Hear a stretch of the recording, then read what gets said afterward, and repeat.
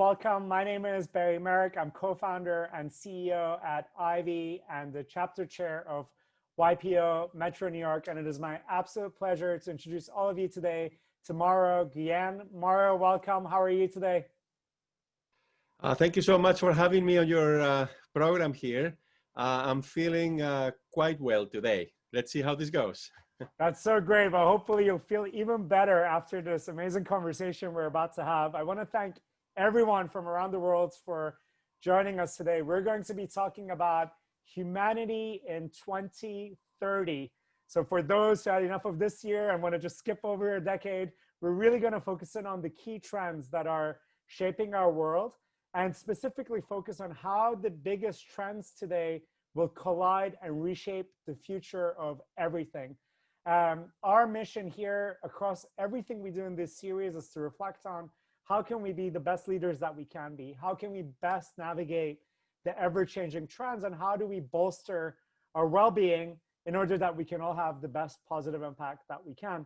And really zooming out and focusing on what truly is going to potentially happen in the coming years can help us do all of these things much better. And Mauro is truly the perfect guide to take us through this. He's one of the world's foremost experts on global trends. He is the Wall Street Journal best-selling author of his new book called 2030, which also has the title of How Today's Trends Will Reshape the Future. And he is a professor at the Wharton School at the University of Pennsylvania. He's also the director of the Penn Lauder Center for International Business Education and Research. Before we dive in, for everybody who's participating live, I want you to really reflect deeply on what led you to be here today. What about the title of this event? What about Mauro made you think that this is an hour that I really want to spend?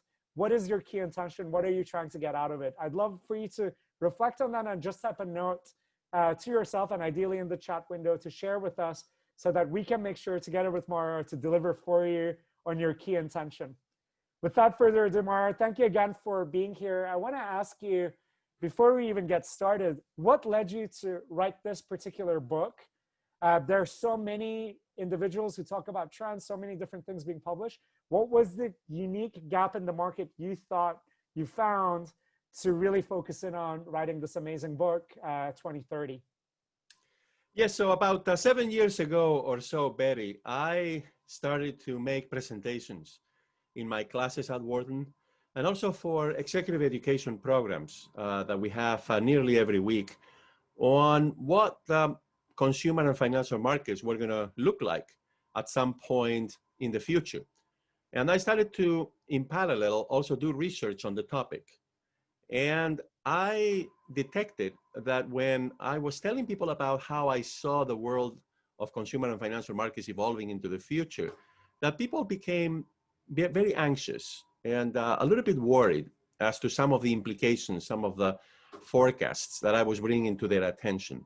So about 3 years ago or so, I decided to write a book on the subject because I felt that people needed a roadmap.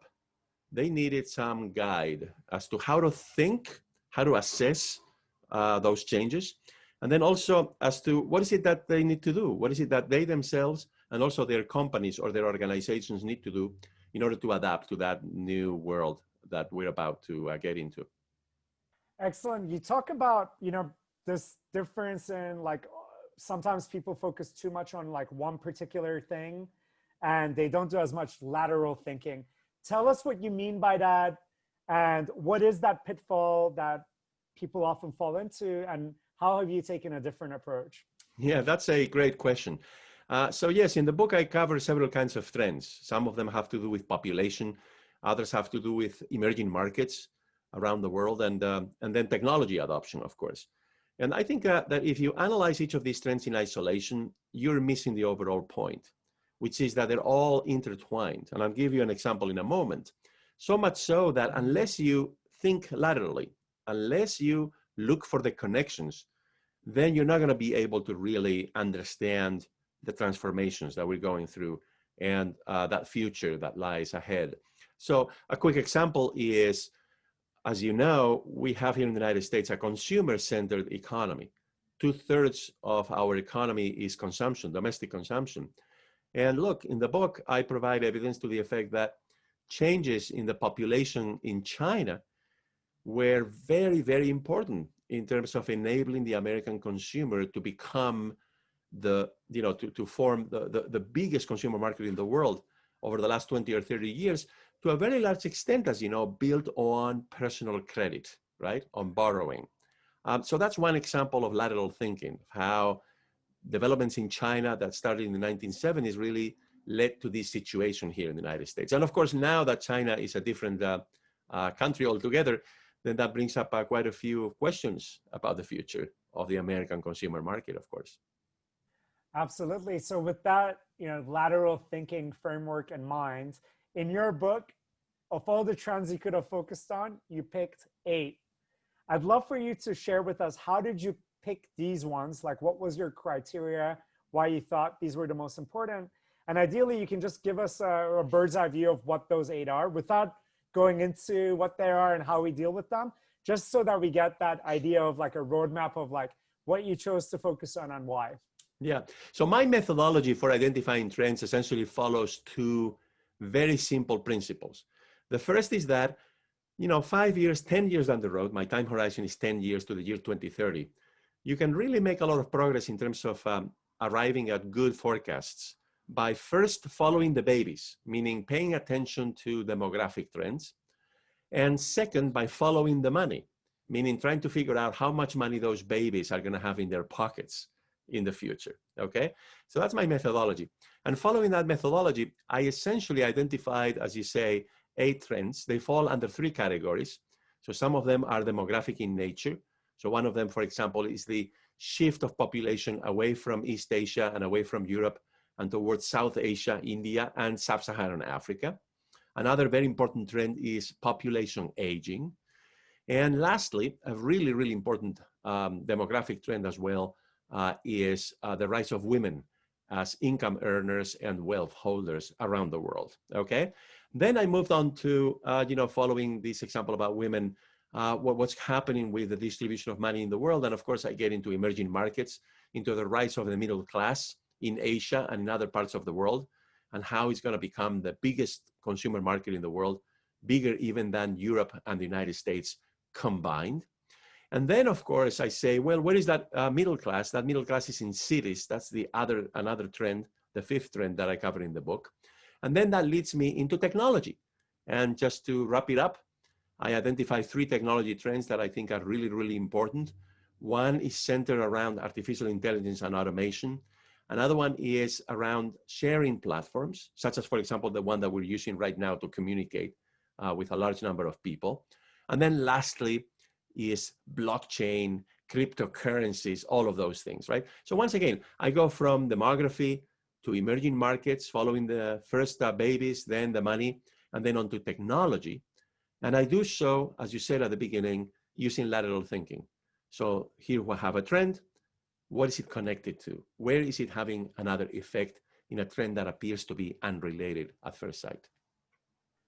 Beautiful. Thank you. I'm so excited to dive into these. So our goal, obviously, this could take days of super fascinating discussion, but in the 60 minutes that we have, our goal together with our audience is to learn as much as we can about these 8 trends, but not just know what they're about, but actually what do we do about each one to better prepare ourselves as individuals and organizational leaders to make sure that we can navigate them in a way that elevates our lives and helps us to elevate the lives of others. So let's kick off with your first trend, and like where you start with, like you call it, follow the babies.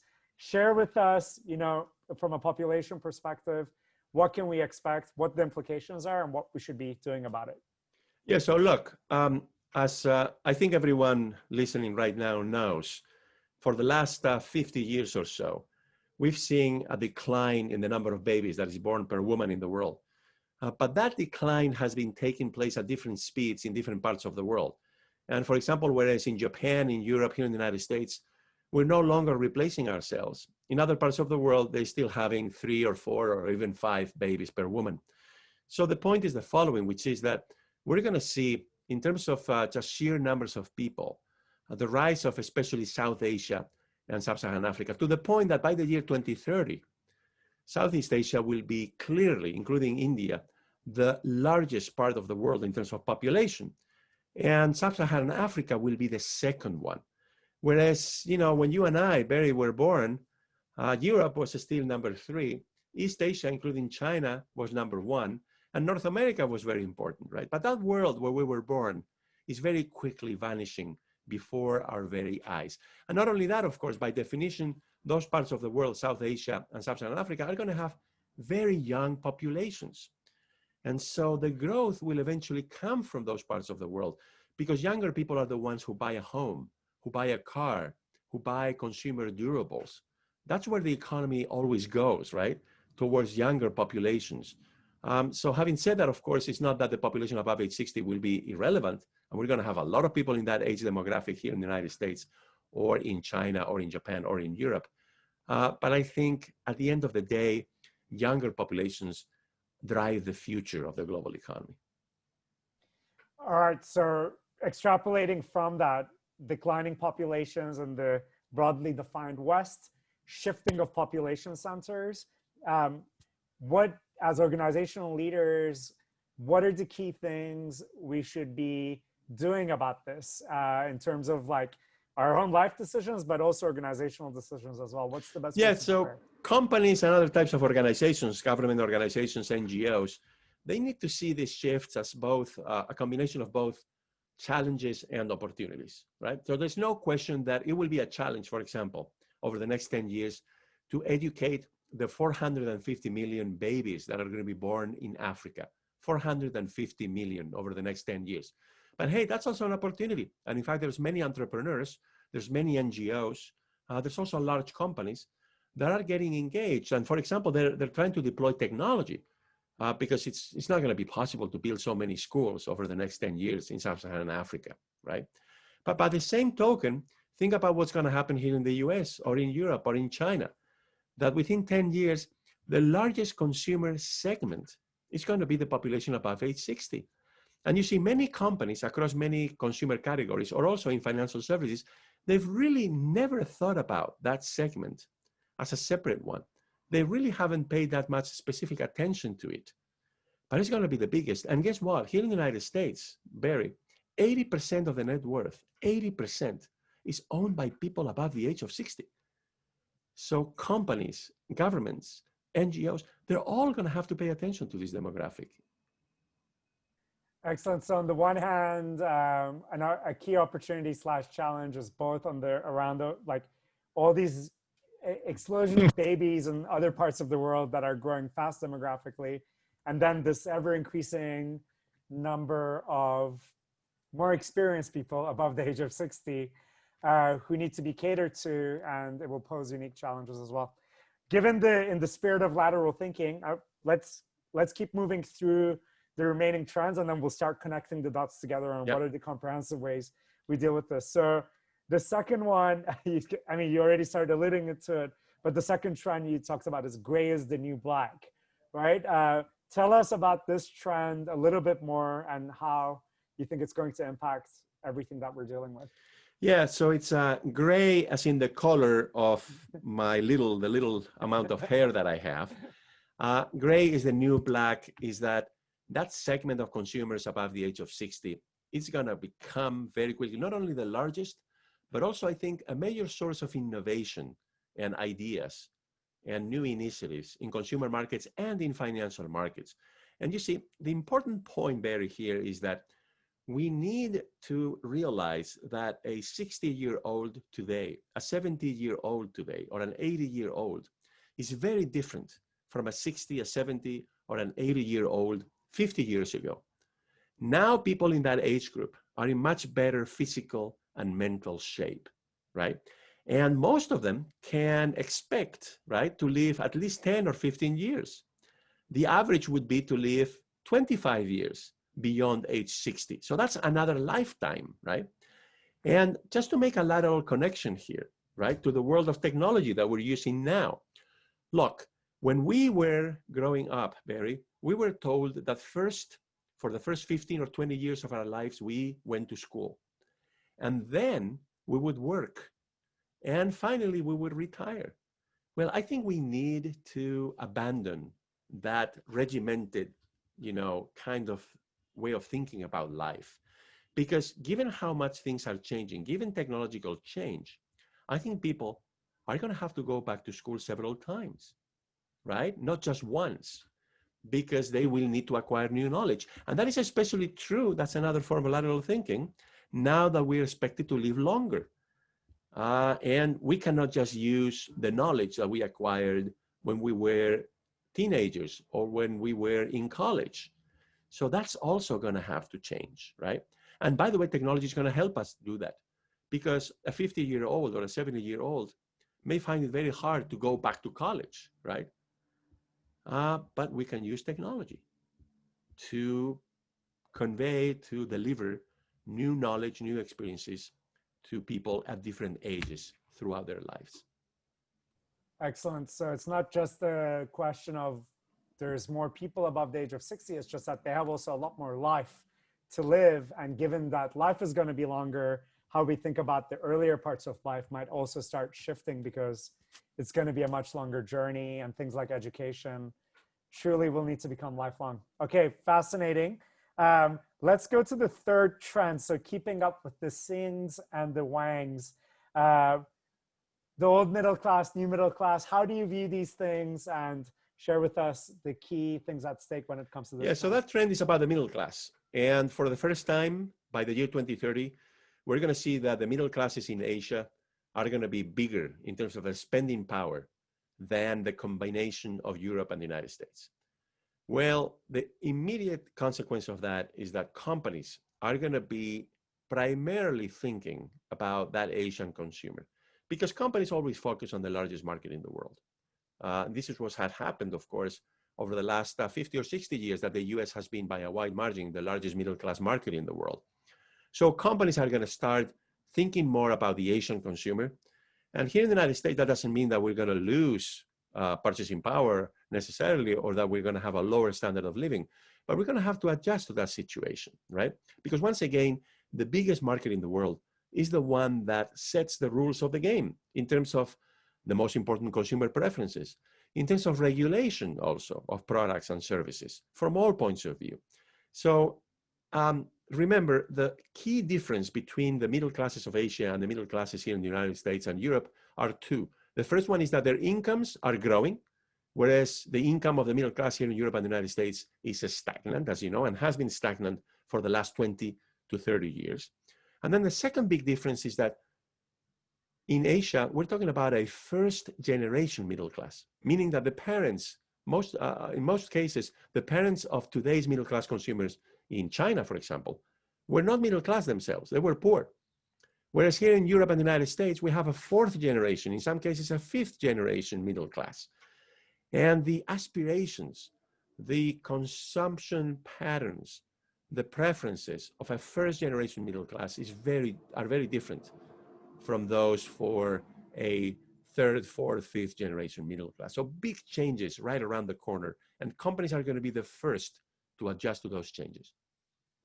Got it. So as organizational leaders and individuals, if we currently aren't, if we're oblivious to what's happening in that part of the world, it may be a lot to do with the fact that we're not fully grasping how much bigger that middle class population is going to be relative to the US and Europe combined, which is an incredible shift in dynamics. Exactly. All right, excellent. Thank you. So moving to the next one, second sex no more. Tell us about this trend. Yeah, well, second sex no more, question mark at the end. Question mark. So women, this is all about women. So many of the demographic changes that we were talking about earlier have been driven by the fact that women now have more opportunities. And look, right now here in the United States, as we speak, in 41% of American households, the woman makes more money than the man. 41%. You see, when you and I were born, that wasn't the case. By the year 2030, the US government predicts that in more than half of American households, the woman would make more money than the man. And this is happening not just in the US, it's happening in other markets around the world as well. Well, what are the implications? Very simple. Look, women on average tend to be more risk averse than men. They place more emphasis on certain kinds of consumption rather than others. They prefer to spend more money, for example, on healthcare, on insurance because they prefer to play it safe. They also prefer to spend more money on education for themselves, for their children, for their grandchildren. So consumption is going to change. And of course, the world of savings and the world of investing is also going to change because women are, as I said, more risk averse on average. So I think that consumer markets, I think that financial markets are going to go through a lot of change over the next 10 years as women in one country after another in the world, beginning with here in the United States, are going to become the most important income earners and also the most important wealth holders, because my other forecast is that by the year 2030, more than half of the net worth in the world will be owned by women. So I believe that this is by far the biggest change, with so many lateral implications for consumer and for financial markets. Excellent. Thank you so much, Mauro. This is fascinating so far. And we're only halfway through the 8 trends. So it's actually amazing how much is going to change over the next 10 years. Next one down, you called cities drown first. Tell us about this trend. Well, just 3 quick numbers here to make the point. Cities occupy about 1% of the land that we have in the world. But they're home to about 55% of the population, and that's growing by leaps and bounds. And cities account for 80% of the carbon emissions. So look, if you believe that climate change is a real problem and that we can do something about it, really the first thing that we need to do is fix the cities. Because without addressing the problems of urban congestion, of urban waste of energy and so many other things, we're not going to be able to address the problem of climate change. Now, some people may be thinking, well, because of the pandemic and because of remote work, maybe we will see that cities will shrink in size over the next few years. And I think there's some chance of that, especially in Europe and the United States. But I don't think that's going to happen in China or in India or in sub-Saharan Africa. Because in those countries, remember, the big opportunities are still in the cities.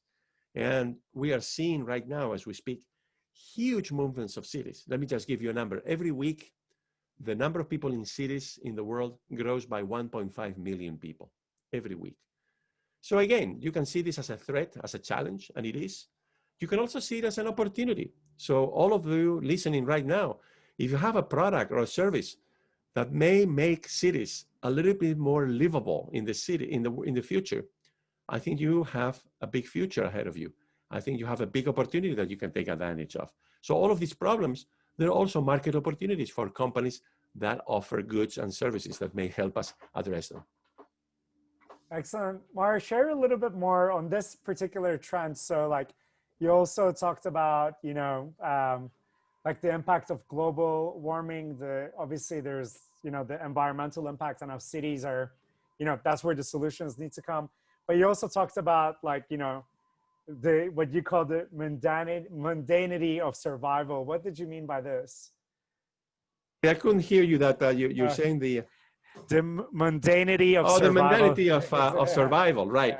Yeah. So this is all about climate change. So look, I believe that governments should agree on programs and policies, and obviously we should be innovating in terms of new energy sources to try to overcome the problem of climate change. But that part of the book is all about how each of us as consumers, we can also do a lot of things that will help address the problem of climate change. And it's about mundane things, little things that we can do to eliminate waste. Let me just give you one figure. The US government says that we waste about 30% of the food that reaches the consumer. And this happens in many other countries around the world as well.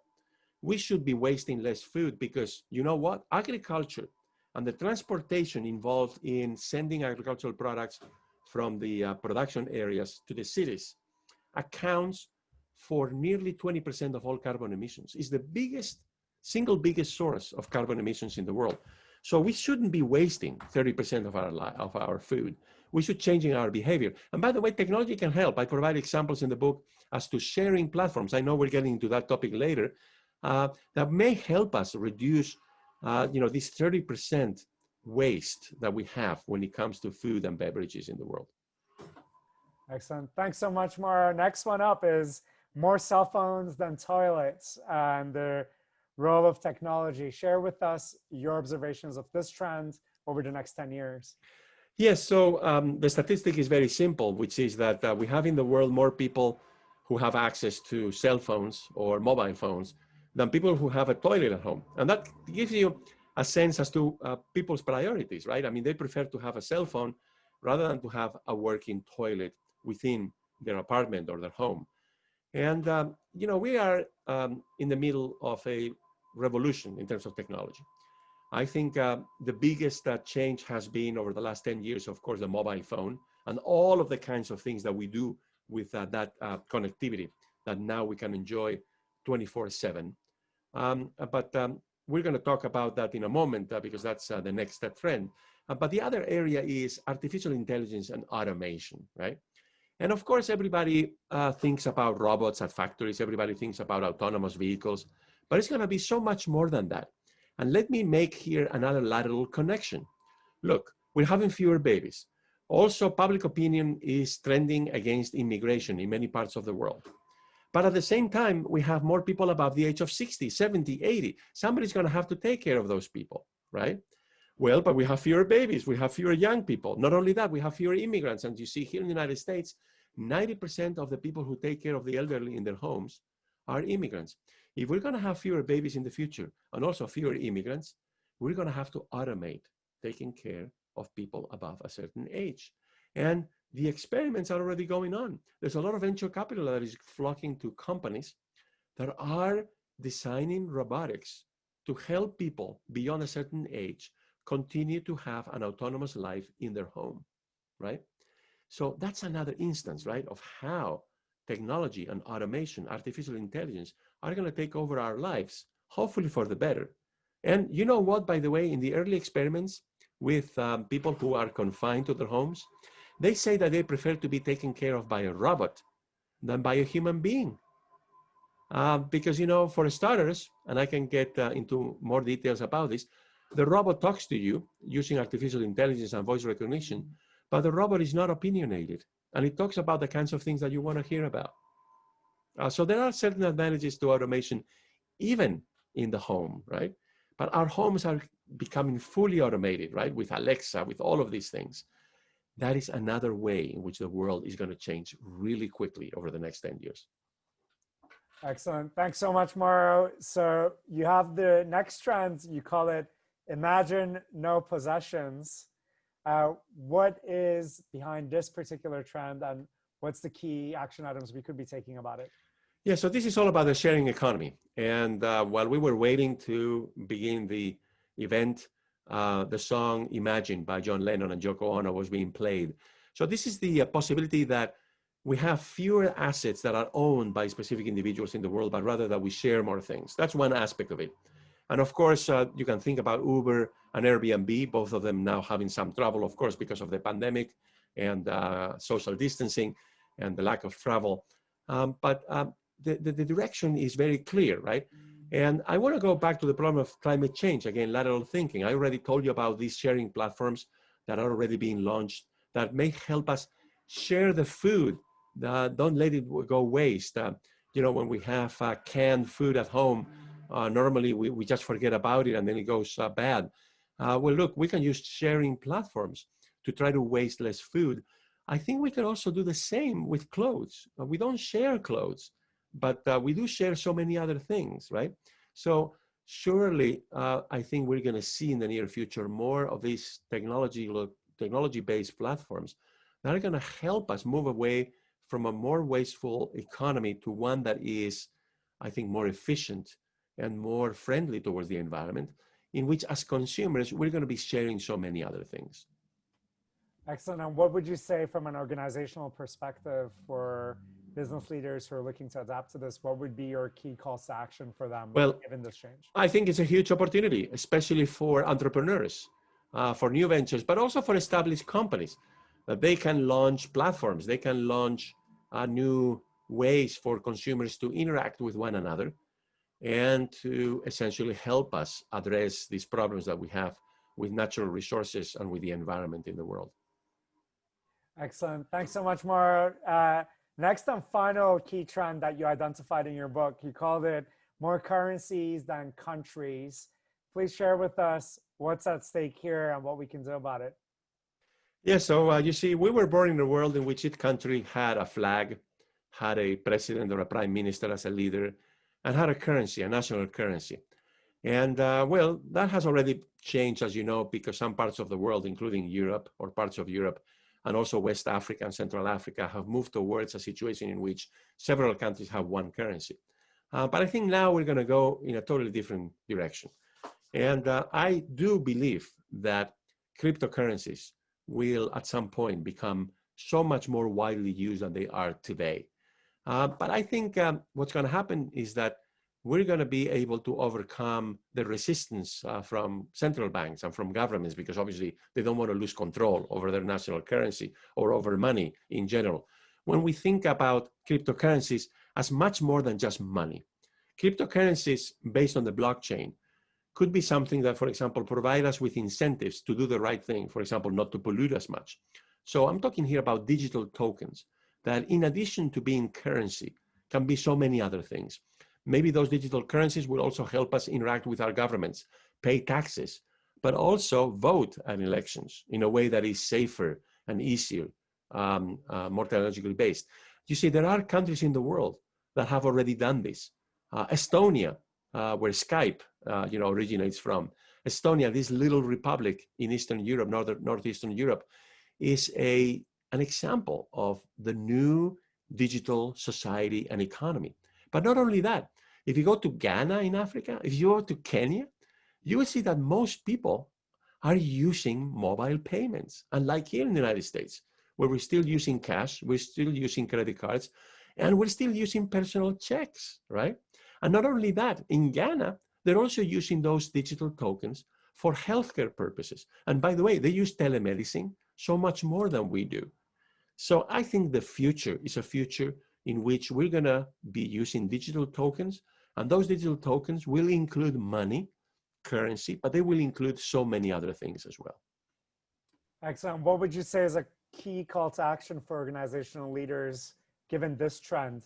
What should we be doing about that? Well, I think every organization should be experimenting, should be, trying to pursue the opportunities with the blockchain.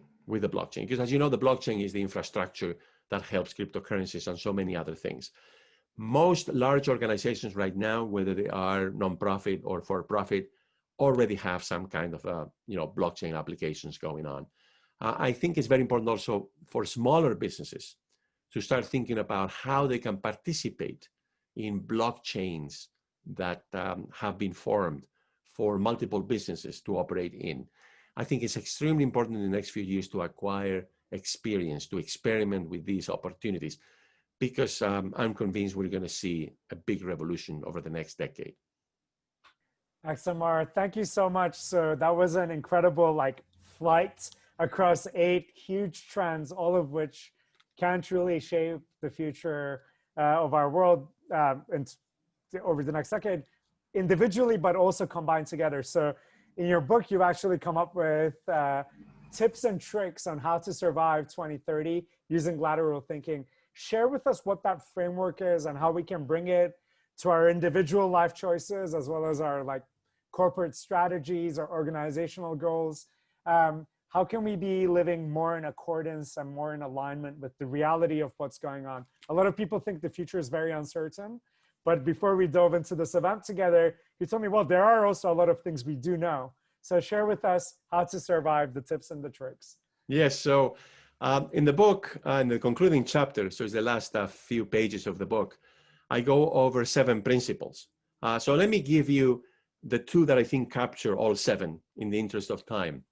So the first thing that I think we all need to do, whether we are leaders of an organization or whether we are people who work in a team and so on, the first thing is to realize that in the midst of so much change, such big transformations across the board, from population trends to emerging markets to technology, there's no going back. There's no way we can turn the clock back. If anybody promises you, whether it is a politician or a CEO, that there's a way you can go back to where we were before the pandemic, or that there's a way in which we can go back to where we were 5 years or 10 years ago. You should absolutely not pay any attention to that, because I don't think it's possible.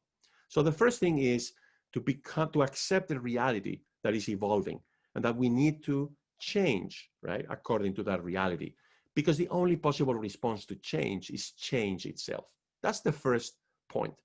The second point, which I think is perhaps the most important one, is that you cannot go to the two extremes as a decision maker. You cannot freeze when you see so much change because you get scared about how much change there is. Or you cannot go to the other extreme either, which is to transform everything, to reinvent yourself, right? Completely, from top to bottom. I think those two extremes need to be avoided when you're confronted by so much change. What you need to do is to make decisions that are not irreversible. You see, you have to be disciplined as a decision maker in the midst of so much change. And each time that you need to make a decision, you need to ask yourself the following question: can I reverse course just in case the decision that I'm making is not perfect? Because when so many things are changing, maybe the assumptions that you were making while you were about to say, this is what I'm going to do, maybe those assumptions actually are not true, but you only find out about that a month later or a year later. So don't run yourself into a corner. Always ask yourself, okay, I need to make this decision, but am I making the decision in such a way that I can reverse my course of action? In other words, can you engage in course corrections in real time? You should never make a decision that prevents you from correcting the direction in which you're going when you are confronted by so much uncertainty. And by the way, this uncertainty, I don't think it's going to go away tomorrow. I don't think it's going to go away next year. I think we should learn to live with uncertainty, at least for the next 10 years. Excellent. I want to encourage everybody to really think about what's the one key question you want to ask Mauro that will help you best engage with these trends and make the most of them. Please put them into the Q&A window. And one final question for me, Mauro, is share with us just in a crystallized form. You wrote this book, then now we're experiencing this pandemic. Obviously, we're still in the midst of it. Share with us, in your view, which of these trends is the pandemic, the experience of the pandemic, going to accelerate? What trends might it decelerate? Just what's the impact of all of this? Obviously, it wasn't one of the things you predicted for 2030. We already are experiencing it now. Share with us what's the lasting impact that you think this pandemic will have. Absolutely. So in the last few pages of the book, I refer to this issue. So how does the pandemic affect all of these trends? And look, this pandemic, unlike other pandemics in history, and I'm talking about 1,000 years ago and so on and so forth, this is a pandemic that accelerates pre-existing trends. So for example, the uncertainty is telling young couples, let's postpone having children. Well, but if they postpone having children, that means population aging accelerates, right? Which is one of the key trends that I address in the book. The second example is, how about emerging markets? Well, think about China, think about South Korea, think about Taiwan, think about Thailand, think about Vietnam. They're all dealing with the pandemic better than we are, right? They have very small numbers of cases and of deaths. If that's the case, their economy is going to recover faster. So that future that I was telling you about, emerging markets in East Asia being so important in the world, that future is arriving earlier, right? Because the pandemic is accelerating the growth gap, right? It's expanding it between East Asia on the one hand and Europe and the United States on the other. And then another example, which I think is the obvious one, is the use of technology. So this pandemic has essentially created a situation in which we are now using so much more technology for working, like we're doing right now, for playing, for learning, and also for shopping, right? So this pandemic accelerates all of those trends. The only trend that I think gets slowed down a little bit is the growth of cities. But I believe, as I told you earlier, that that's only going to happen in Europe and the United States. I don't think that's going to happen in Sub-Saharan Africa or South Asia. So, Barry, my only regret is that because of the pandemic, instead of using 2030 as the title for my book, I should have used 2028, because the future is arriving faster. This pandemic is accelerating all of those trends. Excellent, Mauro. Thank you so much for galvanizing us to, embrace change and get us to think about these things in a much broader way. My key takeaway so far is just I like to think of myself as a global person, but you've really galvanized me to think more globally in the sense of like both geographically and demographically, that the world is also not moving in an even pace. Different things are changing in different places at the same time. So thank you for that. And we're going to dive straight into the questions here. And for those who haven't yet asked a question, if you can try to get them in the next 2-3 minutes, we'll do our best to get through all of these together. So the first question is from, let's see here. Sorry about that. We've got quite a few jumping in here. Alfredo Morales asks, you mentioned several times the new trend in Asia and Africa. What is our view on Latin America? Are we in the region having a role in all these new trends? Yes, thank you for the question. So Latin America is somewhere in between Europe and the United States on the one hand, and the emerging Asian markets, right, on the other. So Latin America has a middle class, for example, that is already 2 or 3 generations old. But Latin America, as you know, gets into a lot of trouble cyclically, right? So Latin America has 5 or 10 years that are really good, and then another 5 or 10 years that are not so good. So it is a very important part of the world. I don't want to deny that, and I have family in several Latin American countries. But the point is the following. Whatever happens in Latin America over the next 10 years is not going to change the global balance. It's not going to change the future. But believe me, what is about to happen in China, becoming the biggest market in the world, in India, and in sub-Saharan Africa, that is going to change the world. That's the difference, right? So the difference is that, yes, Latin America is very important, home to 500 million people in the world, very important economies, source of raw materials, also manufactured goods, right? But Latin America over the next 10 years is not going to change the balance in the world. It's not a game changer, right? The game changer parts of the world right now are Asia, especially South Asia and Sub-Saharan Africa. Having said that, let me just add one very quick thing in 15 seconds. All of the other trends that I've been talking about, population aging, the new role of women, technology adoption, all of these things are going to play out in Latin America. So if your market is primarily in Latin America, then you should be studying very carefully all of these trends, because those markets, consumer markets and financial markets in Latin America, are also going to be transformed because of these trends, just as they will be in other parts of the world. Excellent. Thank you, Mauro. Next one here is from Glenn Yuan, who says, for the USA, being number 2 is unthinkable. They're trying everything they can to deflate the Chinese economy. However, it is impossible because eventually people always follow the money, and India will be a clear number 2 in the future with China as number 1. How do you think the USA will react to this over the next 10 years? Well, look, I'm from Spain originally, but now I'm a US citizen. I pay taxes in this country. My family is here, my daughters, my wife. I worry a lot about that. I worry a lot about that because, as you're saying, it's not easy for a country that for so long has been number 1 to accept that, you know, maybe it will need to be number, 1.5, right? Meaning that China and the US are going to be sharing more of the global stage, right? As very important economies, at least for the next 20 or 30 years, before India also becomes a very important country in the world. The last big power, the UK, the United Kingdom, they had to accept the new reality, right? After World War II in particular. I think it's very important to keep in mind that you don't have to be number 1 in order to have a good standard of living for your population. Having said that, you need to understand that then you cannot make decisions by yourself, hoping that the rest of the world accepts them. So in other words, I think the US will need to work so much more with its allies, but also with other countries that they feel are competing against them. And perhaps China is one of them.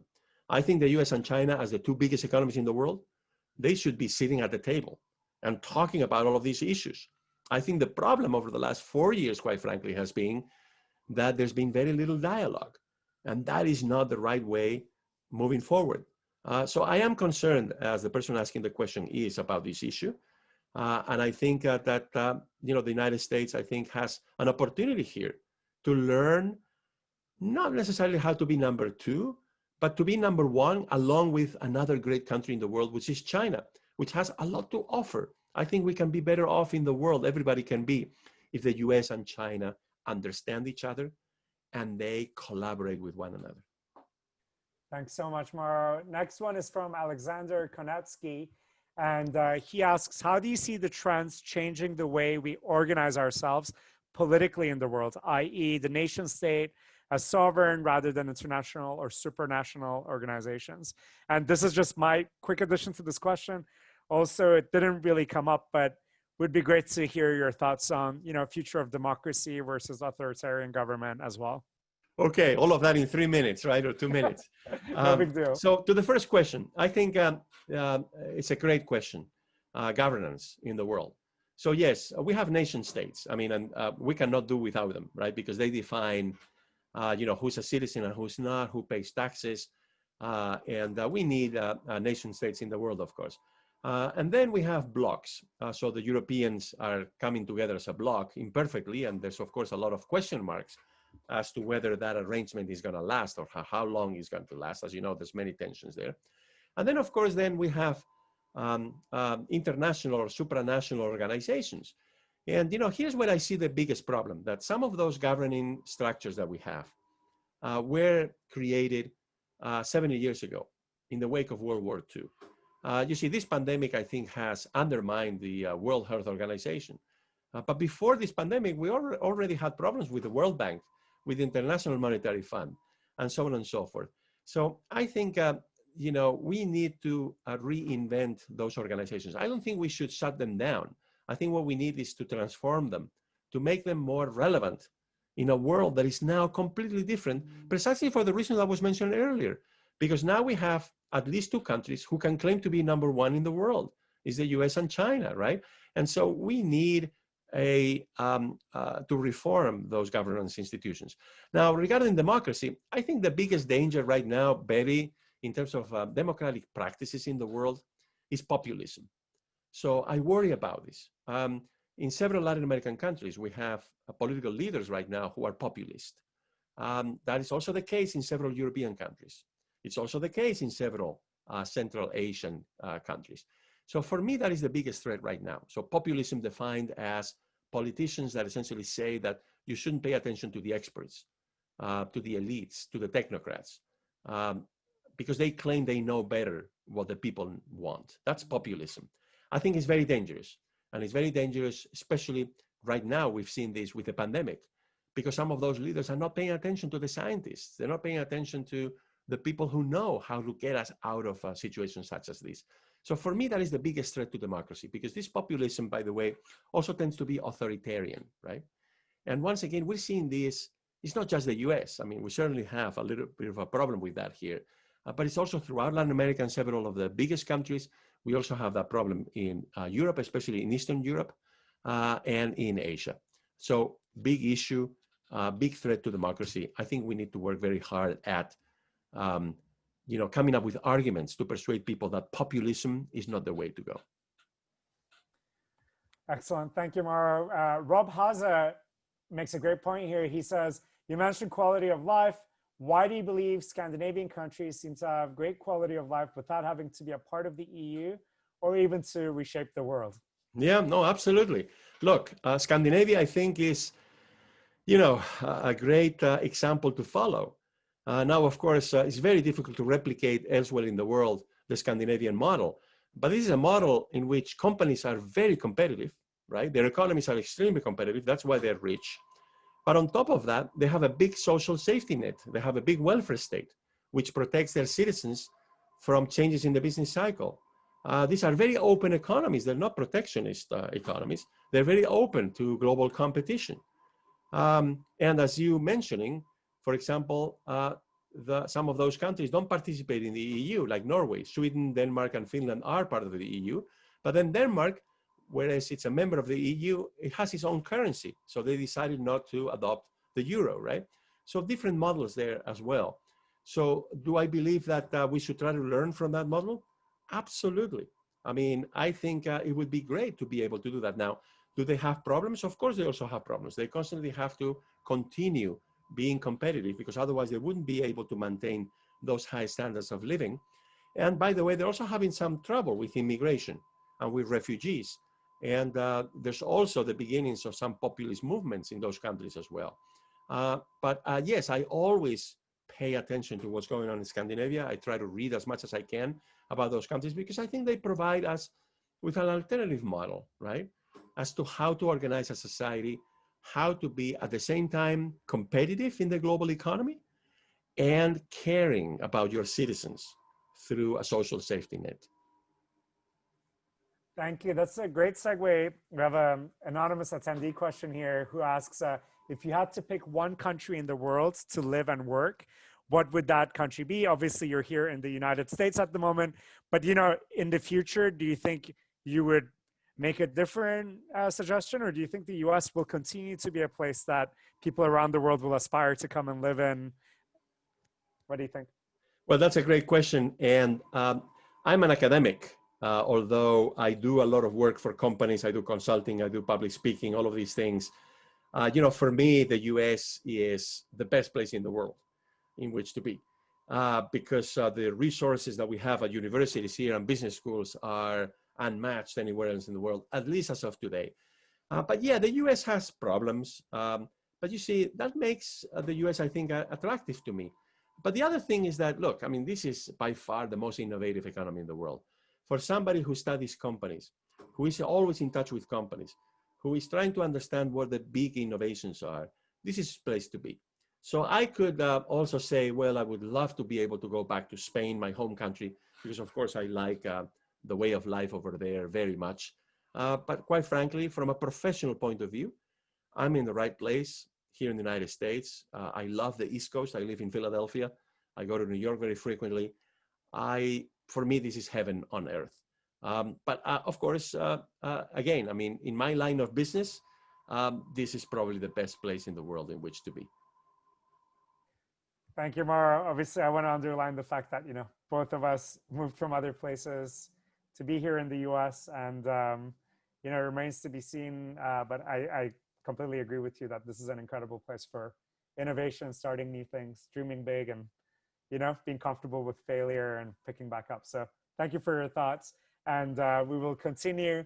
Next question. This is a philosophical question. There's two people who asked this question in different ways, but I think really critical to your expertise area. So Fawaz Idrisi asks it in a more tangible way. He asks, if you look at brick and mortar retail, they had almost 20 years to enter e-commerce, but apparently most of them didn't plan and make the right strategies to properly enter e-commerce.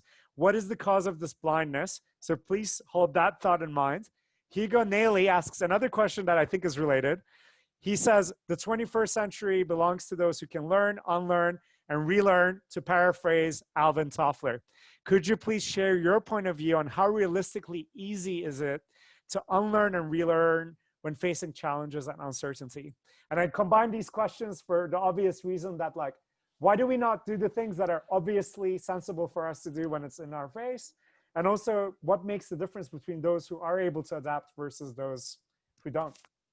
Absolutely. So this builds on the topic that we were covering earlier about stages in life also, right? So yes, I think as individuals, as organizations also, we're going to have to go through new learning and unlearning. Precisely, my book is all about unlearning. It's how we have to abandon some of those assumptions that we've been making for the longest time. Like, for example, the US is the leading market in the world, right? Or life progresses in 3 stages. First, you go to school, then you work, then you retire. I think we need to unlearn many of those assumptions. We need to abandon them. And we need to rotate or pivot into new assumptions that are more appropriate for this new world that we're going into.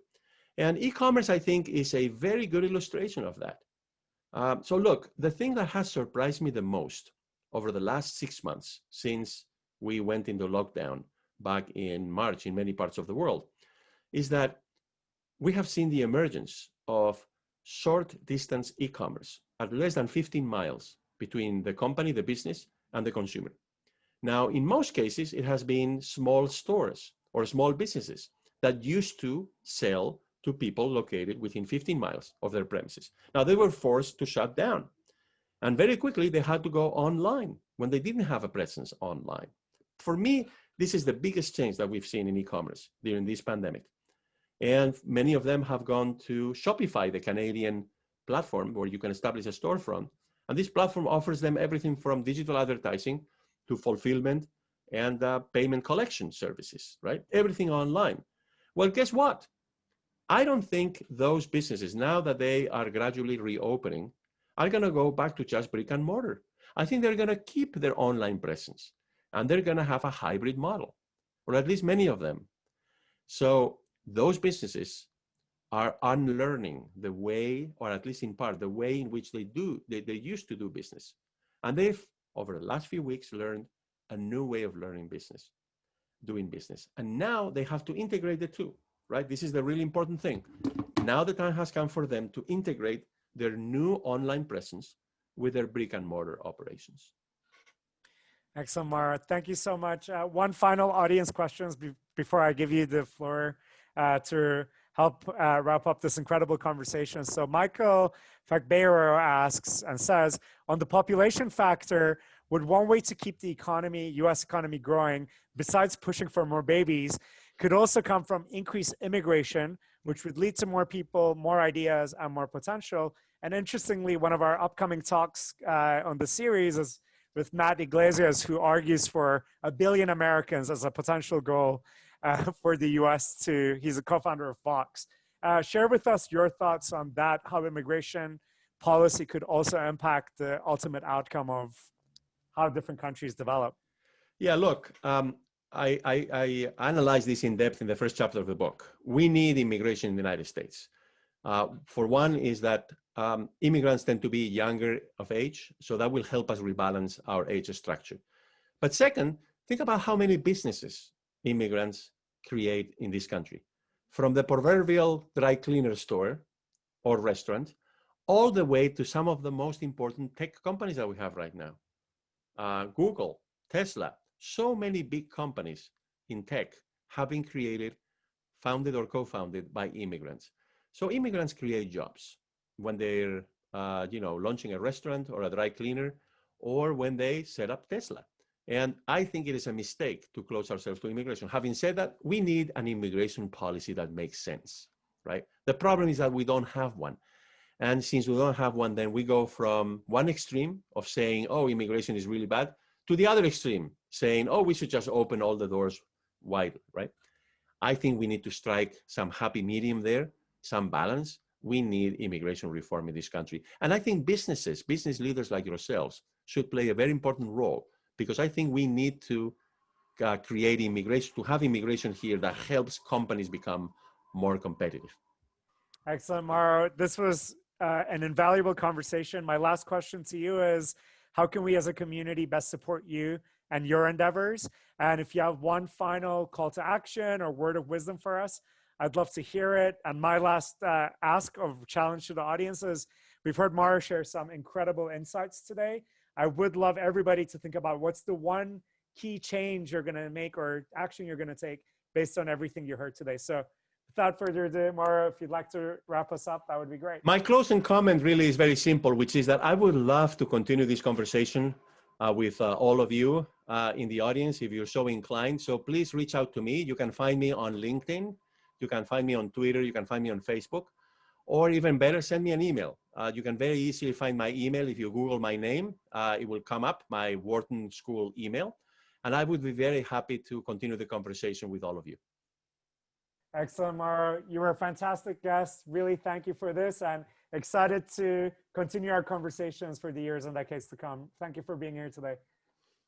Thank you so much. Have a great rest of your day. Thank you, everybody, for joining us. See you all again soon.